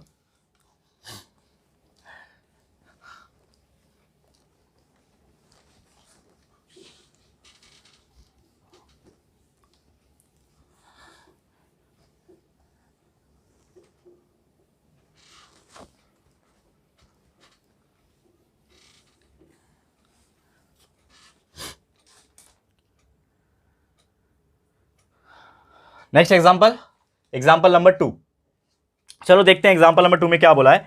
एक और एग्जांपल यहां पे मैं लिख रहा हूं जो कि है इन फिगर। एक फिगर दिया हुआ है, सबसे पहले वो फिगर ड्रॉ कर लेता हूं मैं। इन फिगर एक फिगर है, बहुत बेहतरीन फिगर है। यहां पे देखो, ध्यान से देखना, मैं डायग्राम बना रहा हूं। ये एक फिगर है इस प्रकार से, यहां पे है PS, ठीक है, यहां पे PS है, ठीक है, ये यहां पे इंटरसेक्ट हो रहा है इस प्रकार से, ठीक है, ये यहां पे इंटरसेक्ट हो रहा है इस प्रकार से, ठीक है, ये R का पॉइंट है, ये Q का पॉइंट है, बीच वाला जो पॉइंट है इसको हम लोग बोलेंगे T, ठीक है, ये एंगल है, ये भी एंगल है, ठीक है। हमें पूछा है इन फिगर इफ कॉर्ड, यहां पे दो कॉर्ड आपको दिख रहे होंगे। कौन सा कॉर्ड दिख रहा है आपको? एक तो PQ दिख रहा होगा, दिस वन, एंड एक ये RS दिख रहा होगा, क्रॉस में देखना। हाँ, तो यहां पे जो कॉर्ड PQ है, RS है, ये एक दूसरे को इंटरसेक्ट कर रहे हैं। तो chord PQ and RS intersect, एक दूसरे को क्या कर रहे हैं? इंटरसेक्ट कर रहे हैं एट पॉइंट टी पे इंटरसेक्ट कर रहे हैं। दिख रहा है आपको? ऐसे ही क्वेश्चन दिया रहेगा ना एग्जाम में। एग्जाम में तो आपको ये स्टेटमेंट दिया रहेगा कि कॉर्ड ये है और ये एक दूसरे को टी पॉइंट पे इंटरसेक्ट कर रहे हैं। हमें प्रूफ करके एक चीज दिखाना है, प्रूफ दैट। ये देखो, बहुत बढ़िया वाला प्रूफ लेकर आया हूं आपके लिए। ये क्वेश्चन एग्जाम में जरूर पूछ सकता है। मेजरमेंट ऑफ एंगल जो है, जिसका नाम है STQ, किधर दिख रहा है STQ? This point is STQ, यानी कि ये जो एंगल दिख रहा है STQ वाला, ये जो एंगल है, ये बोला है हमें फाइंड करके दिखाओ। देखो, ये एंगल STQ जो है, ये बोला है is equal to half of measurement of arc. ध्यान लगा के देखना, मेजरमेंट ऑफ आर्क PQ, ठीक है, PR, सॉरी,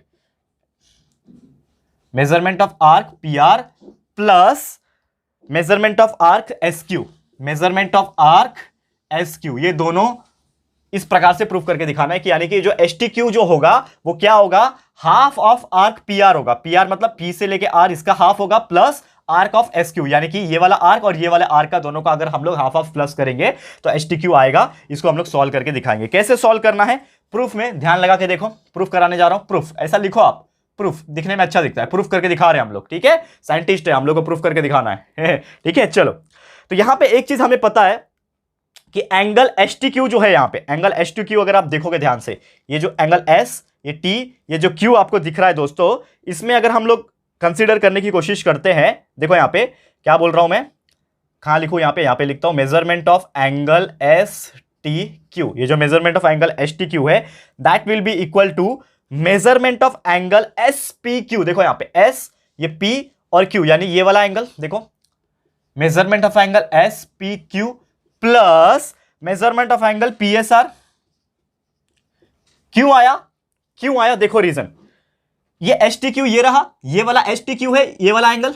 अब ये इज इक्वल टू है SPQ से, यानी कि S, ये P एंड Q, यानी ये वाले एंगल से, ठीक है, और प्लस करूंगा उसको मैं PSR से, दैट इज PSR, यानी ये वाले एंगल से। और ये फंडा किसका है पता है? अगर आपको याद नहीं आ रहा होगा तो फिर भी बता दूं, ये फंडा होता है theorem of the exterior angle theorem, ठीक है ना, theorem of exterior angle of triangle. याद है आपको? बताता हूं कैसे। Theorem of exterior angle of triangle, कैसे?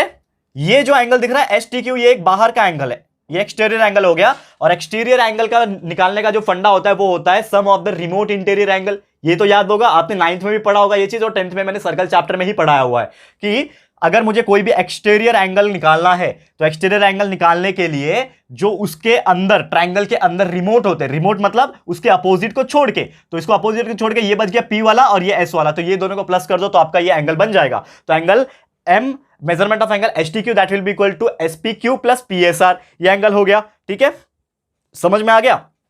अब यहां पे ध्यान से देखो, अब यहां पे थोड़ा सा ध्यान से देखो कि ये जो एंगल SPQ है, किधर है SPQ? देखो SPQ, SPQ के सामने जो आर्क है वो ये रहा, मतलब ये SPQ की जगह पे मैं क्या लिख सकता हूं?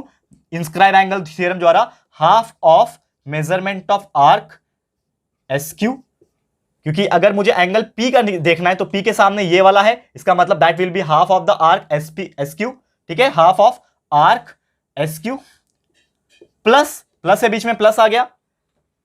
मेजरमेंट ऑफ एंगल PSR किधर है? देखो PSR, यानी कि ये वाला एंगल। अब ये वाले एंगल के सामने कौन सा आर्क है? ये वाला आर्क है, यानी PR, तो that will be equal to half multiply by measurement of arc PR।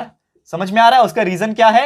Inscribed angle theorem, ठीक है, इंस्क्राइब्ड एंगल थियरम, ये आपको पता ही है ना, मैंने बताया था कि कभी भी कोई भी एंगल के सामने वाला आर्क उसका हाफ होता है, ठीक है, इंस्क्राइब एंगल थ्योरम। और ये किसके बराबर था, ये measurement of angle S T Q ना, यहां पे measurement of angle S T Q आ जाएगा, ठीक है। तो therefore measurement of angle S T Q will be equal to, ये देखो दोनों में हाफ कॉमन है तो निकाल दिया हाफ कॉमन, और ये एस क्यू को मैं बाद में लेता हूं, पहले पी आर को लेता हूं, तो यहां पे मैं लिख दूंगा measurement of arc P R plus measurement of arc S Q, ये लिख दिया और ब्रैकेट क्लोज कर दिया। और यहां पे अगर ऊपर ध्यान से आप देखोगे, यही हमें प्रूफ करना था, that is measurement of angle S T Q is equal to half of measurement of arc P R plus half Q, ये हो गया।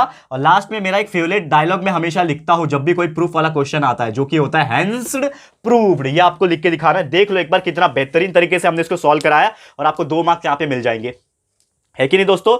ध्यान से देखो, क्योंकि ये चैप्टर जो है इजी है, बस लोगों को थोड़ा सा घबराहट होती है, डर लगता है, लेकिन एक्चुअल में ये टॉपिक जो है जो बहुत ज्यादा इजी है, ठीक है। देखो ध्यान से देख लेना, समझ में आ गया, समझ में आ गया। चलो ये हो गया हमारा सेकंड एग्जांपल, मतलब क्वेश्चन नंबर 2A का एग्जांपल यहां पे खत्म होता है। अब जाएंगे हम लोग क्वेश्चन नंबर 2B के एग्जांपल की तरफ, ठीक है। ये हो गया, और ये वाला एग्जांपल मोस्ट इंपॉर्टेंट है, इसको अच्छे से प्रैक्टिस करके लेना, ठीक है। चलो रफ कर रहा हूं।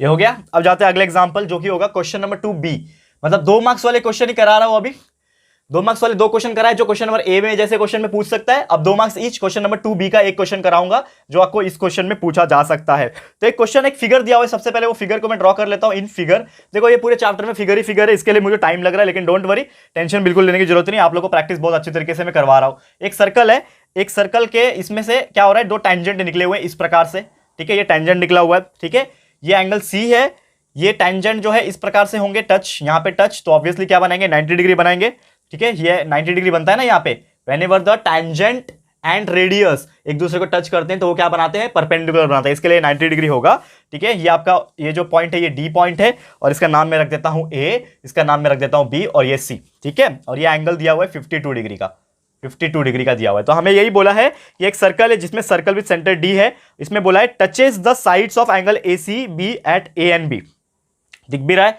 इफ एंगल ACB, क्या बोला है, if angle ACB is equal to 52 degree, यहां पे ACB जो दिख रहा है आपको 52 डिग्री का दिख रहा है। अब इसमें बोला है फाइंड एंगल ADB, फाइंड करना है आपको एंगल ADB, ठीक है। चलो कैसे निकालेंगे, देखो ध्यान से। अब यहां पे अगर आप ध्यान दोगे तो एंगल ACB 52 दिया हुआ है, और आपको पूछा है ये ADB निकालने के लिए। तो अगर आप थोड़ा सा यहां पे ध्यान लगा के देखोगे तो ये पूरा ADB और C, ये पूरा एक क्वाड्रिलेटरल जैसा आपको बनता हुआ दिखाई दे रहा है, और ये पूरा एक क्वाड्रिलेटरल बन गया है क्या, तो इन क्वाड्रिलेटरल, क्या है क्वाड्रिलेटरल का नाम, ADBC। ये क्वाड्रिलेटरल में एक चीज हमें पता है, sum of the all angles, अगर सब एंगल को मैं प्लस करूंगा तो 360 बनता है, तो sum of all angles is equal to 360 degree, समझ में आ रहा है। तो सम ऑफ ऑल एंगल मतलब angle A plus angle D plus angle B plus angle C, that will be equal to what, that will be equal to what, is equal to 360 degree, ठीक है, that will be equal to 360 degree. अब मुझे बात बताओ, यहां पे हमें क्या निकालना है, एंगल D निकालना है ना, एंगल D निकालना है, मतलब एंगल ADB निकालना है, तो इसके जगह पे मैं एंगल D के जगह पे एंगल ADB लिख सकता हूं। तो एंगल A कितना है, सबसे पहले देखो यहां पे 90 डिग्री है, एंगल A आप देखोगे तो ये परपेंडिकुलर बना रहा है, मतलब एंगल A 90 डिग्री है, प्लस एंगल D क्या है एक्चुअल में है वो एंगल ADB, इसके जगह पे ये लिख सकता हूं, सिर्फ एंगल DB लिखोगे तो भी कोई बात नहीं है, चलेगा। एंगल B कितना है, देखो ये भी 90 डिग्री लिख दिया, और चौथा जो एंगल है एंगल C 52 डिग्री दिया हुआ है, ठीक है, that will be equal to देखो ध्यान से 52 degree, that will be equal to 360 degree. यहां पे एंगल ADB अकेला है, लिख दो यहां पे एंगल ADB अकेला, बाकी सब वैल्यू जो है वो हमें प्लस हो जाएंगे, ये 90 ये प्लस 90 180 हो गया, 180 प्लस 50 कितना हो जाता है, 300 एंड समथिंग हो जाता है। देखो 180 प्लस 52 कितना होता है, 285 13 1 कैरी 232, यानी कि ADB plus angle 232 that will be equal to 360 degree, ठीक है, that will be equal to 360। अब ADB हमको निकालना है ना, तो angle A D B is equal to 360 minus 232 कर लो, आपका आंसर आ जाएगा। तो एंगल ए डी बी का जो वैल्यू आ जाएगा हमें दोस्तों, वो आ रहा है 128 degree. This is your final answer, और 2 मार्क्स यहां से आपको मिल जाएंगे। है कि नहीं, कितना सिंपल है कि नहीं दोस्तों? तो इतना सिंपल है कि आप लोग को बहुत ज्यादा मजा भी आ रहा होगा, और यहां से आपके 2 मार्क्स कंफर्म भी हो गए। Confirm 2 marks. चलो अब जाते हैं अगले टाइप के क्वेश्चन, जो कि होगा हमारा 3 मार्क्स वाला क्वेश्चन। फटाफट से इसको देख लो, स्क्रीनशॉट ले लो, लिखना है लिख लो, ठीक है। अभी मैं हमारे अगले एग्जाम्पल की तरफ जाता हूं, ठीक है। 1 सेकंड दे दो पानी पीने के लिए।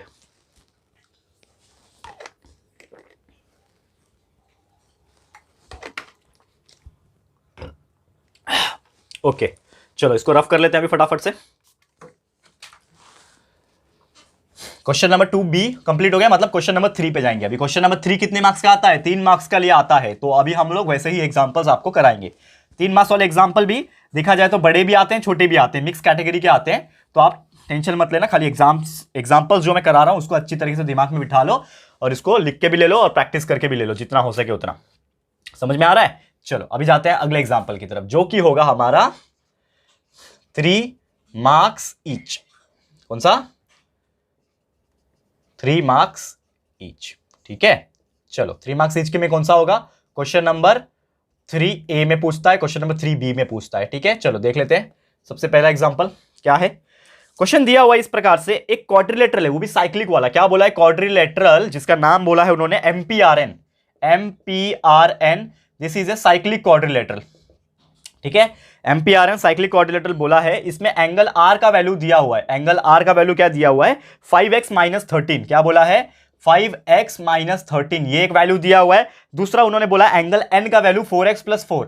एंगल एन का वैल्यू दिया हुआ है 4x प्लस 4, ठीक है। ये 2 वैल्यू दे दिया है उन्होंने, और हमें पूछा है आर और एन का वैल्यू निकाल के। मतलब ये आर और एन दिया तो है हमें, लेकिन ये कैसा है? मिक्स फॉर्म में दिया हुआ है। इसका कोई वैल्यू प्रॉपर नहीं है ना, 50 डिग्री 60 डिग्री ऐसा कुछ दिया नहीं है। तो एक्चुअल में हमें पूछा है फाइंड करो angle R angle N, proper तरीके से इसका वैल्यू फाइंड करके बताओ।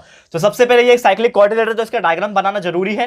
तो डायग्राम बना लो। एक सर्कल होता है, और वो सर्कल के अंदर क्या होता है? क्वाड्रिलेटरल होता है। तो क्वाड्रिलेटरल बना लो इस प्रकार से, जैसा आपको जमे वैसा आप बना लो। तो मैंने ये ड्रॉ कर लिया, समझ लो ऐसा। इसका नाम जो भी आप देना चाहते हो दे सकते हो, दैट इज एम, ठीक है। एम, ठीक है ना, एमपीआरएन ना, ठीक है। जैसा आपको नाम देना है आप दे सकते हो। एम पी, अच्छा एमपी इधर दिया है, ओके। एमपीआरएन, ये डायग्राम आपको दिया हुआ है, ठीक है। एमपीआरएन ये डायग्राम आपको दिया हुआ है, ठीक है। एमपीआरएन दिया है। हाँ, अब यहां पे एक चीज उन्होंने बोल रखा है कि ये साइक्लिक क्वाड्रिलेटरल है। तो साइक्लिक क्वाड्रिलेटरल में आप एक चीज जानते हो, इन अ साइक्लिक क्वाड्रिलेटरल, देखो ध्यान से, इन अ साइक्लिक क्वाड्रिलेटरल क्या होता है? अपोजिट एंगल्स जो होते हैं आर सप्लीमेंट्री, एक दूसरे को 180 डिग्री बनाते हैं प्लस करके। तो इसमें एंगल आर जो है और ये एंगल एन है, ये एक दूसरे को अपोजिट रहेंगे। अपोजिट है ना, दिख रहा है? अपोजिट एंगल क्या रहेंगे? 180 डिग्री रहेंगे। यानी कि एंगल आर को अगर मैं एंगल एन से प्लस करूंगा तो ये दोनों प्लस करके क्या होंगे? 180 डिग्री होंगे। एंगल आर कितना दिया हुआ है? 5x minus 13। एंगल एन कितना दिया हुआ है? 4x plus 4, that will be equal to 180 degree. Solve कर लो। 5x प्लस 4x 9x होता है, माइनस 13 प्लस 4 माइनस 9 होता है, इज इक्वल टू 180 डिग्री, ठीक है। तो 9x will be equal to 180 plus 9 हो जाएगा। 9 इधर गया तो प्लस 9 हो जाएगा। तो 9x will be equal to 189, therefore x will be equal to 189 divide by 9। करो सॉल्व। 189 डिवाइड बाय 9 कितना होता है? 9 2 18, 9 1 9, तो 21। तो x का वैल्यू कितना आ गया? 21। अब यहां पे सिर्फ x का वैल्यू आया, खत्म नहीं हुआ है दोस्तों। x का वैल्यू 21 आया, तो एंगल r कितना है? ये x का वैल्यू 21 आया। अब ये एंगल r निकालना है। एंगल r कितना है? 5x माइनस 13 है ना, तो यहां पे 5x की जगह पे लिख दो 21 माइनस 13, ठीक है। तो 21 5 105 माइनस 13 कितना आ जाएगा आंसर? तो आपका आंसर आ रहा है 92 डिग्री। मतलब एंगल r का जो वैल्यू आ रहा है वो आ रहा है 92 डिग्री, ठीक है। इसको मल्टीप्लाई करके माइनस कर लेना, 92 डिग्री आ जाएगा। दूसरा क्या है? एंगल n निकालना है। तो angle n will be equal to 4x plus 4 है। एंगल n कितना है? 4x प्लस 4, x का वैल्यू 21 हमने निकाल लिया, तो 4 मल्टीप्लाई बाय 21 मल्टी प्लस 4, ठीक है। 21 4 का कितना होता है? 84। 84 plus 4 is nothing but the 88। तो angle n is equal to 88 degree. तो आपने एंगल r और एंगल n, ये दोनों ही एंगल आपने बहुत इजीली और बहुत आसानी से छोटा मोटा कैलकुलेशन करके आपने निकाल लिया है कि नहीं दोस्तों? कितना सिंपल है आप लोग मुझे कमेंट करके बताओ, फटाफट से कमेंट कर देना, आपको मजा आ जाएगा, है कि नहीं? सिंपल है।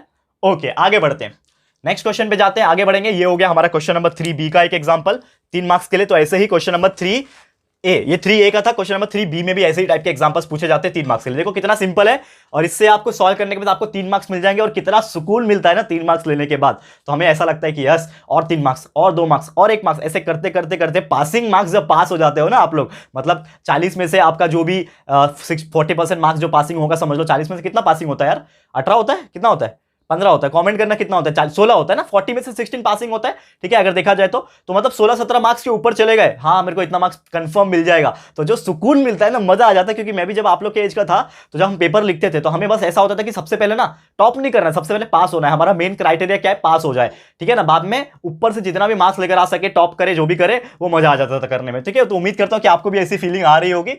तो ये हो गया हमारा क्वेश्चन नंबर 3A का एग्जाम्पल, उम्मीद करता हूं आपने लिख लिया होगा। अब चलते हैं एक और एग्जाम्पल की तरफ, बहुत मजेदार। चलो नेक्स्ट एग्जांपल देखते हैं क्या पूछा है।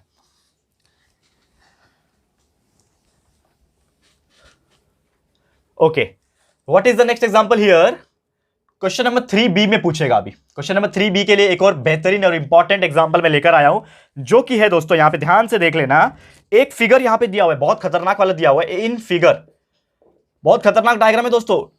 लेकिन डरना है क्या, खतरनाक तो सब चीज होता है, डरना है क्या, नहीं। हम पहली बार जब ABCD लिखते तो हमारे लिए सबसे बड़ा खतरनाक चीज वही होता है। जिंदगी में हमारे माँ बाप ने हमको पकड़ के ए सिखाया था, जैसे मुझे मेरे फादर एडुकेशन उन्होंने लिया है, मतलब पढ़े लिखे मेरे फादर है, तो मेरे फादर ने मेरे को उंगली पकड़ पकड़ के ABCD लिखना सिखाया, चलना सिखाया, साइकिल चलाना उन्होंने सिखाया। इसका मतलब हमें तो बहुत हार्ड लगता था, अरे यार ये लोग साइकिल कैसे चलाते हैं, आज देखो बाइक चलाते हैं हम लोग, कुछ दिन में कार भी चला सकते हैं, हो सकता है कि नहीं हो सकता है। तो ये सब चीजें कितना लोग जब पहली बार जब करते हैं तो हार्ड लगता है, लेकिन करने के बाद इजी लगने लगता है।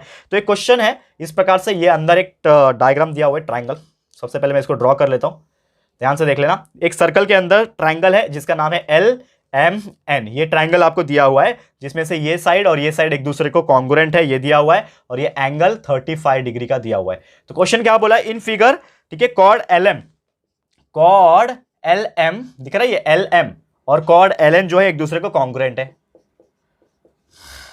कॉर्ड LN और कॉर्ड MN दिख रहा है, LM और LN ये दोनों एक दूसरे को कॉन्ग्रुएंट है, ऐसा बोल रखा है। एंगल N 35 डिग्री दिया हुआ है, angle L is equal to 35 degree ये दिया हुआ है, ठीक है। अब हमें पूछा है फाइंड करने के लिए दो चीज फाइंड करने बोला है 3 मार्क्स के लिए। देखो 1.5 मार्क्स का एक आ जाएगा फिर। तो आर्क MN का वैल्यू निकाल के दिखाओ। इसमें बोला है मेजरमेंट ऑफ आर्क MN, दिख रहा है MN, ये वाला पार्ट, ये जो MN दिख रहा है ये आर्क है, ये आर्क MN का वैल्यू निकालने पूछा है। और दूसरा क्वेश्चन इसी में पूछा है, क्या पूछा है, आर्क LN का वैल्यू निकाल के दिखाओ।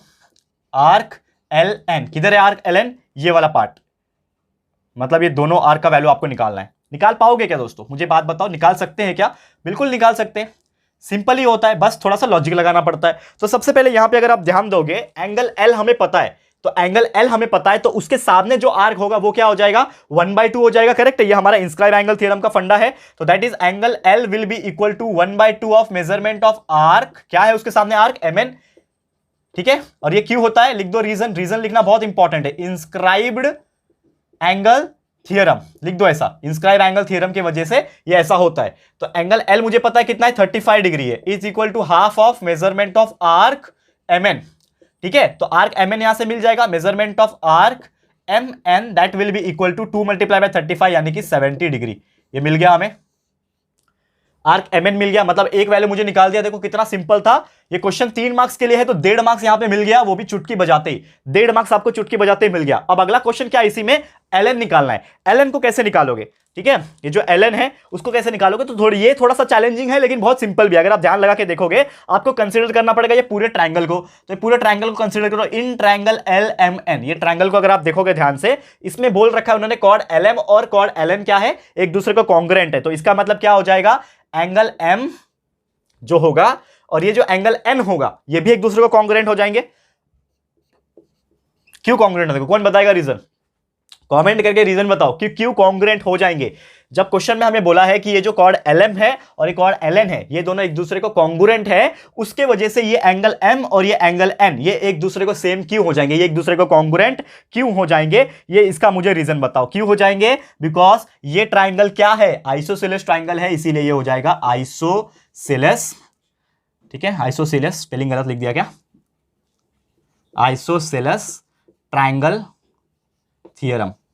आइसोसेलेस ट्रायंगल थ्योरम के अनुसार अगर कोई दो साइड सेम होता है, इसका मतलब दो एंगल भी एक दूसरे को कॉन्ग्रुएंट हो जाते हैं, सेम हो जाते हैं। तो एंगल एम और एंगल एन एक दूसरे को क्या हो गए, कॉन्ग्रुएंट हो गए। एक चीज हमें पता है, कोई भी ट्रायंगल के अंदर sum of all the angles is equal to 180 degree. यानी कि अगर मैं तीनों एंगल को प्लस करूं, तीन एंगल कौन कौन से है, एंगल एल है प्लस एंगल एम है प्लस एंगल एन है, ये तीनों को प्लस करूंगा तो 180 डिग्री हो जाएगा। रीजन क्या है, all angles, sum of all angles in a triangle is 180 degree, आप ऐसा लिख सकते हो। अब मुझे एंगल एल पता है कितना है, 35 डिग्री है। एंगल एल मुझे पता है 35 डिग्री है। एंगल एम मुझे पता है क्या, देखो एंगल एम और एंगल एन सेम है, ये पता है खाली, तो मैं एंगल एम जो है वो सेम रखूंगा। ठीक है, एंगल एम जो है वो मैं सेम रखूंगा, और ये जो एंगल एन है ना, इसके जगह पे भी एंगल एम लिख सकता हूं क्योंकि दोनों सेम है। तो ये एंगल एन की जगह पे भी मैंने एंगल एम रख दिया, जो कि हो जाएगा 180 डिग्री के बराबर। अब ये 35 डिग्री इधर ही है, और ये angle M plus angle M 2 angle M हो जाएंगे इज इक्वल टू 180 डिग्री। ठीक है, तो 2 angle M is equal to 180 minus 35, यानी कि 2 angle M is equal to 145। ठीक है, 145। ठीक है, therefore angle M is equal to 145/2, ये आपका एंगल एम आ गया। एंगल एम का वैल्यू आ गया 145/2। ठीक है, अब यहां पे मुझे एक बात बताओ, एंगल एम मुझे आ गया, एंगल एन भी उसके बराबर होगा, 145/2 होगा। ठीक है, मुझे अब निकालना क्या है, आर्क एलन निकालना है। तो कैसे निकालूंगा, एलन कैसे निकालूंगा, यहां पे थोड़ा सा ध्यान लगाने वाली बात है। तो यहां पे जो एंगल एम दिख रहा है, ये वाला एंगल एम, इसके सामने जो आर्क है वो एल एन है, तो यहां पे मैं इंस्क्राइब एंगल फिर से यूज कर सकता हूं। क्या है मेरा फंडा, कि angle M is equal to half of measurement of arc L N, यही हो जाएगा। क्योंकि हमने जैसे एंगल एल के लिए एम एन का आर्क हाफ ले लिया, वैसे एंगल एम के लिए ये हो जाएगा हाफ ऑफ एल एन। इसमें एंगल एम मुझे पता है जो कि है 145/2, एंगल एम कितना है 145/2 है, that will be equal to half of arc L N. ठीक है, यहां पे हाफ है, 2 है, नीचे भी यहां पे भी 2 है, कैंसल हो गया। तो 1 multiply by measurement of arc L N is equal to 145। तो therefore measurement of arc L N is equal to कितना हो जाएगा, 145 degree. This is your final answer. देखो ध्यान से, आ गया answer, 145 degree is your answer. ठीक है, कि आपने क्या किया, कुछ नहीं किया। देखो आर्क एमएन वाला जो हिस्सा था वो तो आपने चुटकी बजा के निकाल दिया, 70 डिग्री आपका आ गया, 1.5 मार्क्स आपको मिल गए। लेकिन अगला 1.5 मार्क्स लेने के लिए थोड़ा मेहनत करना पड़ेगा। तो लॉजिक लगाया हमने, क्योंकि हमें अगर एल निकालना है तो उसके सामने वाला एंगल हमें पता होना चाहिए। तो हमने पहले दिमाग लगाया और एंगल एम निकाला। एंगल एम एक बार आ गया, फिर डाला वो फॉर्मूला इंस्क्राइब एंगल वाला। यहां पर रीजन लिख देना, इंस्क्राइब्ड एंगल थ्योरम, रीजन है इंस्क्राइब एंगल थ्योरम। ठीक है, जो भी है लिख देना यहां पे, और फिर उसके बाद वो करना। रीजन लिखना बहुत इंपॉर्टेंट है। कभी कभी एग्जाम चेक जो करता है, पेपर चेक जो करने वाला है, आपने अगर रीजन मेंशन नहीं किया कि आपने ये लिया है तो क्यों लिया, क्या रीजन है, तो वो रीजन जरूर से ब्रैकेट बना के लिख देना, आपका मार्क्स वहां से कट सकता है नहीं तो। ठीक है, फिर बोलते हो सर पूरा मार्क्स नहीं मिला, ये चीज ध्यान में रखना।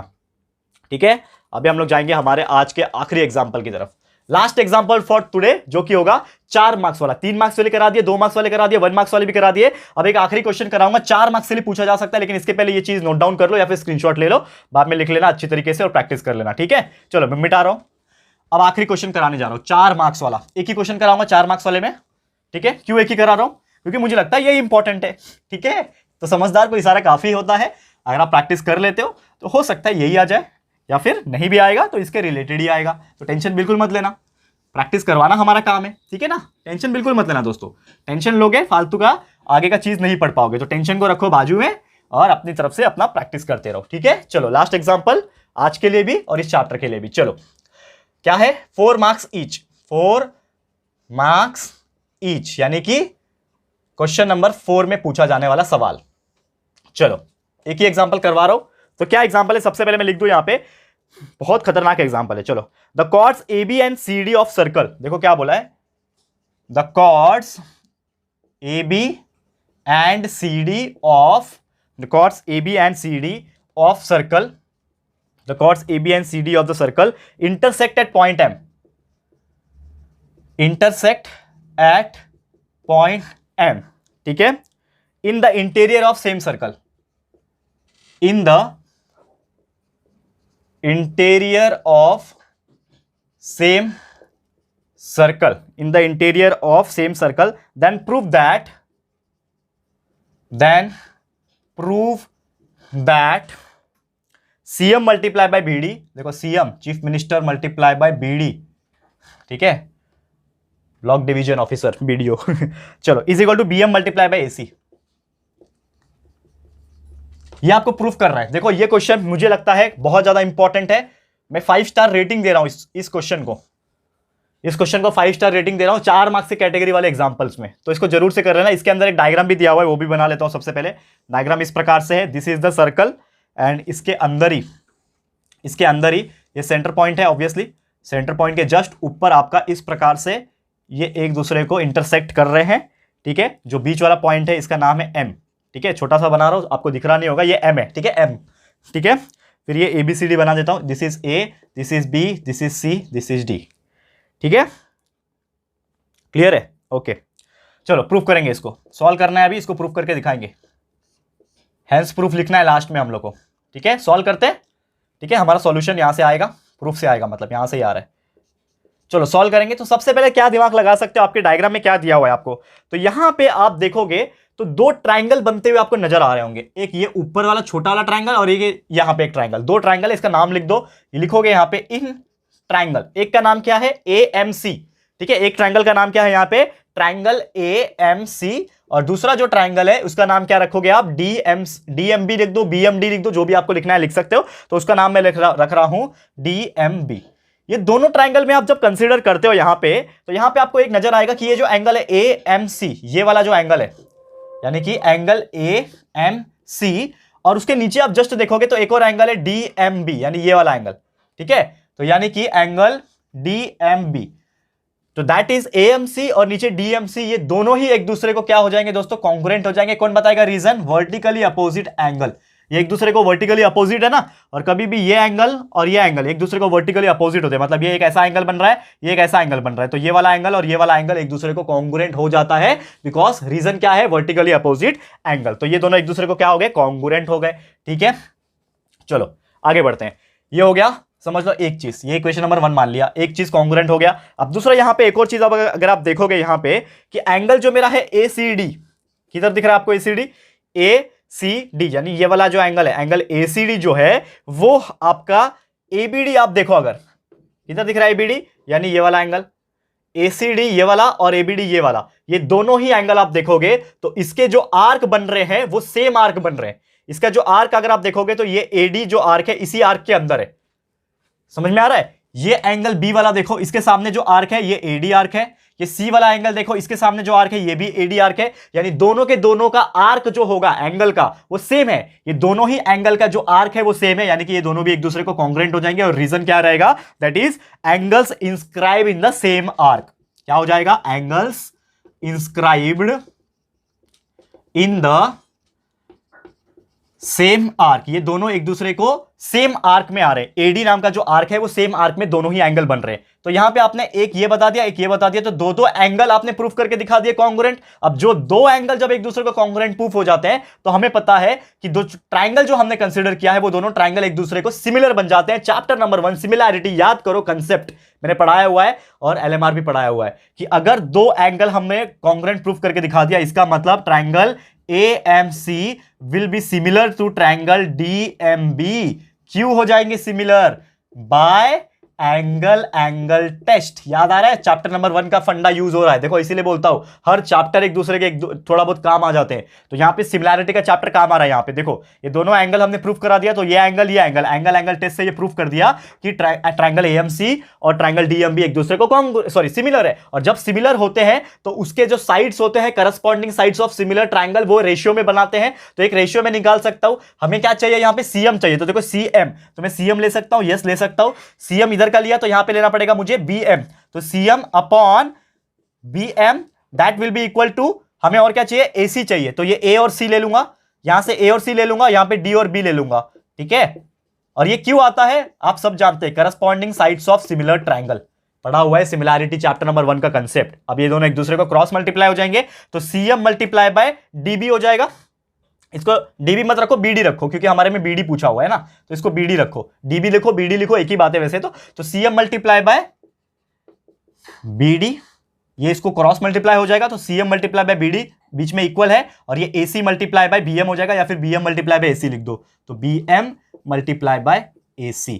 यही प्रूफ हमें करना था दोस्तों, और मेरा फेवरेट डायलॉग तो मैं लिखूंगा जो कि है दोस्तों, हैंस प्रूव्ड। देखो जो चीज प्रूफ करना था वही प्रूफ करके दिखा दिया। बस हमें यह बताना था पहले कि दोनों ट्रायंगल सिमिलर है, और सिमिलर प्रूफ करके दिखा दिया तो ये दोनों फ्रैक्शन में आ जाएंगे, मतलब रेशियो में आ जाएंगे corresponding sides of similar triangle की वजह से, एंड जिसकी वजह से हमने इसको क्रॉस मल्टीप्लाई करके हमारा जो वैल्यू है वो है इतनी आसानी से निकाल दिया। तो सोचो ये छोटा सा ही आपको सॉल्व करना पड़ा, भले ही 5 मिनट लगे होंगे, लेकिन आपको 4 मार्क्स देके जाएगा। और ये वेरी इंपॉर्टेंट क्वेश्चन है, शायद यही पूछ ले या फिर इसी से मिलता जुलता थोड़ा नंबर वैल्यू वगैरह चेंज करके पूछ दे, लेकिन चांसेस बहुत ज्यादा है, अच्छे से प्रैक्टिस कर लेना। ठीक है दोस्तों, तो यही था दोस्तों हमारा आज का पूरा LMR का लेक्चर वीडियो, जो हमने आपके पूरे सर्कल चैप्टर नंबर 3 जो है सर्कल का पूरा एक्सप्लेन करा दिया। हर टाइप का example number question number 1A का MCQs वाला, फिर क्वेश्चन नंबर 1B का जो विदाउट ऑप्शन पूछता है वो, क्वेश्चन नंबर 2A का 2 मार्क्स वाला, क्वेश्चन नंबर 2B का 2 मार्क्स वाला, क्वेश्चन नंबर 3A का 3 मार्क्स वाला, क्वेश्चन नंबर 3B का 3 मार्क्स वाला, एंड क्वेश्चन नंबर 4 का 4 मार्क्स वाला। ये सभी टाइप के 1 2 3 4 चारों कैटेगरी के क्वेश्चंस हमने करा दिए हैं, एक एक दो करके। तो उम्मीद करता हूं कि आपको बहुत ज्यादा बेहतरीन तरीके से समझ में आ गया होगा। तो यही था आज का वीडियो, इसी के साथ आज का लेक्चर वीडियो समाप्त होता है। और भी कंटिन्यूअसली LMR मैथमेटिक्स के जो बचे हुए चैप्टर्स है वो तो आएंगे ही, साथ में साइंस के भी LMR स्टार्ट हो चुके हैं। वन शॉट को हमने कन्वर्ट कर दिया LMR में, तो वो वन शॉट तरीके से LMR आ रहा है आपका। तो अच्छे से देखते रहो, अच्छे से पढ़ाई करते रहो। SST का हिस्ट्री, पॉलिटिकल साइंस और ज्योग्राफी का इंपॉर्टेंट क्वेश्चंस हमने दे दिए हैं वीडियो बना के, मैप्स हमने दे दिया है। तो जितना हो सके प्रैक्टिस कर लो। हमारे टेलीग्राम को ग्रुप को ज्वाइन नहीं किया तो ज्वाइन कर लो, हर चीज वहां पे अवेलेबल है। बस इतना ही बोलना चाहूंगा, अपनी तरफ से मेहनत जारी रखना, कंटिन्यूस पढ़ाई करना। इसी के साथ वीडियो आज का समाप्त होता है। Thank you so much guys for watching this video कैसा लगा है प्लीज हमें कमेंट करना। वीडियो पसंद आए तो प्लीज वीडियो को लाइक कर देना, एंड अपने दोस्तों के साथ शेयर करना, क्योंकि जैसा मैंने बोला कि इसको मुझे कहने की जरूरत नहीं है कि LMR कितना ज्यादा यूजफुल है आप लोग के लिए। तो इतना ज्यादा यूजफुल है तो प्लीज अपने सारे दोस्तों को शेयर करो। बोलो, भले ही मैं बोर्ड पे पढ़ाता हूं दोस्तों, इसका मतलब ये नहीं है कि क्वालिटी हम नहीं दे पा रहे। एजुकेशन की क्वालिटी पे जाओ, एंड बाकी जो चीजें हैं वो तो आपको मिलेगी। टेक्नोलॉजी आने वाली है हमारे साथ भी, तो टेंशन मत लेना। आप 1 महीने के अंदर देखना धमाका होने वाला है, बहुत अच्छी तरीके से बने रहना हमारे साथ, बहुत अच्छा लगेगा आपको। वीडियो लाइक शेयर जरूर से कर देना। चैनल पे फर्स्ट टाइम आए हो तो चैनल को जरूर से सब्सक्राइब भी कर देना। बाजू में बेल आइकन होता है उसको प्रेस करके रखो ताकि आपको नोटिफिकेशन मिलती रहेगी। ठीक है फ्रेंड्स, तो जल्दी मिलेंगे हमारे न्यू वीडियो में, तब तक के लिए thank you and good bye.